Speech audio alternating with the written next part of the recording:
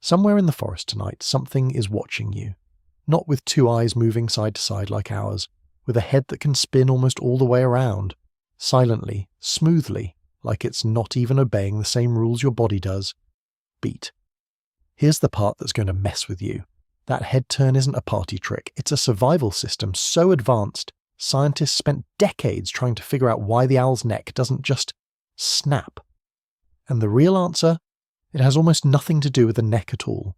Stick with me, because by the end of this, you're going to look at every bird you've ever ignored a little differently. I'm your guide into the owl realm. Let's go find out what's really happening inside that skull. Picture this. You're standing in a quiet backyard at dusk. Everything's still, and then you feel it, that prickling sense that you're being observed. You turn around, nothing. But somewhere above you, in the dark shape of a tree, a pair of eyes has already locked onto you, and the head they're attached to has rotated almost 270 degrees to keep tracking your every move, without the body moving an inch. If a human tried that, it would be a medical emergency. For an owl, it's Tuesday. So here's the question that pulled me into this whole investigation. Why does an owl need to turn its head that far in the first place? Why didn't evolution just give it eyes that roll around like ours do? The answer starts with a problem. A design flaw, almost. Owl eyes are enormous. Some species have eyes bigger, relative to their skull, than almost any other bird on Earth. That size is what lets them gather every last drop of available light on a moonless night. But there's a price. Those eyes are so large they don't have room to move in their sockets. They're basically fixed in place, like a pair of built-in tubes, which means an owl can't do what you're doing right now, glance sideways without moving your head. So evolution had to compensate somewhere else. Beat. And that's where things get strange. Instead of moving the eyes, the owl had to build a neck that could do the impossible. A biological engineering solution most people never even think about. Here's what most people overlook. It's not flexibility that makes this possible. Flexibility would kill an owl in seconds. If blood vessels stretched and twisted that hard, they'd tear or collapse, cutting off circulation to the brain. So the real secret isn't in how far the neck bends, it's in how the owl protects itself while it's bending. Owls have nearly twice the number of neck bones you do, 14 vertebrae compared to your 7. That gives the rotation more points to distribute the twist across, instead of concentrating stress in one spot. But bones alone don't explain it. The real breakthrough is inside the blood vessels themselves. As an owl turns its head, one set of vessels closes off completely, while a backup system built specifically for this maneuver opens up and keeps blood flowing straight to the brain and eyes. It's not just flexible plumbing, it's a built-in bypass system, a biological detour that only activates when the head goes into that extreme twist. Pause. Think about that for a second.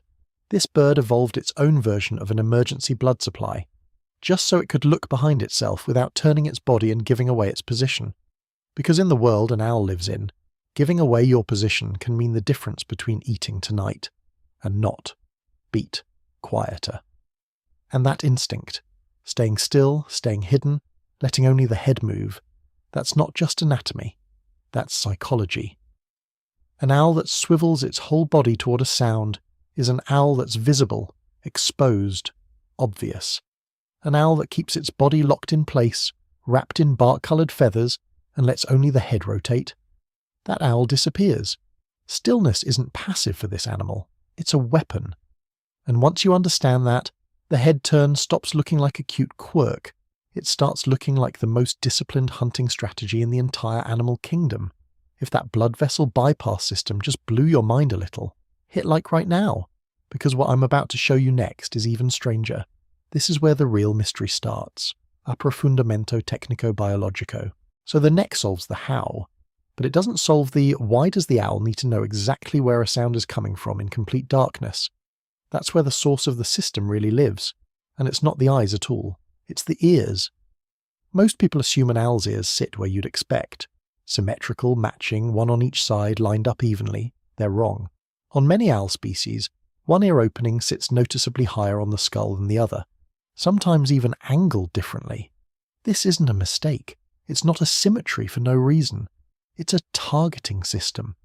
Because sound reaches the higher ear a split second before it reaches the lower one, the owl's brain can calculate, almost instantly, not just which direction a sound came from side to side, but whether it came from above, below, or dead level. Most animals can only judge left and right. This bird has built a system that adds a third dimension to hearing itself. Beat. That flat, disc-shaped face you see on an owl. It's not just for looks. It works like a satellite dish, funneling every whisper of sound directly into those offset ear openings. So when an owl freezes and turns its head slowly, almost mechanically side to side, it's not looking for something.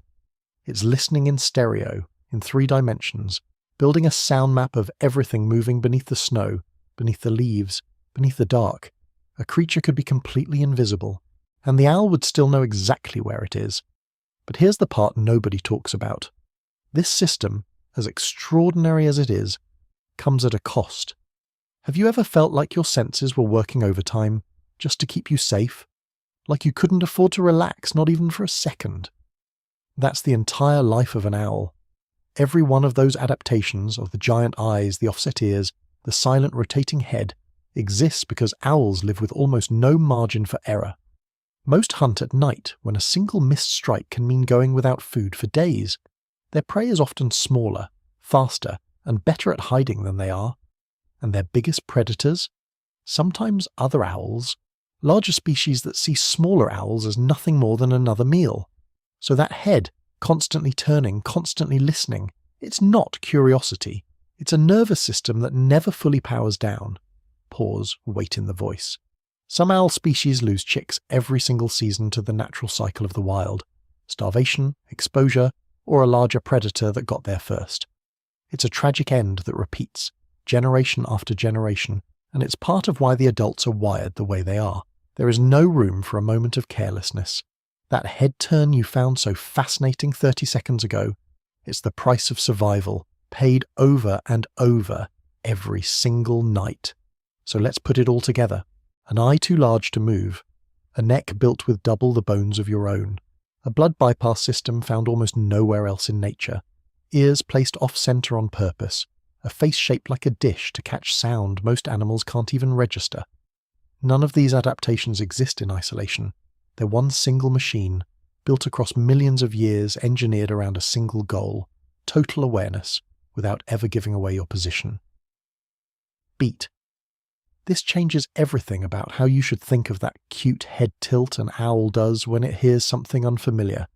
That tilt isn't confusion. It's a technical diagnostic.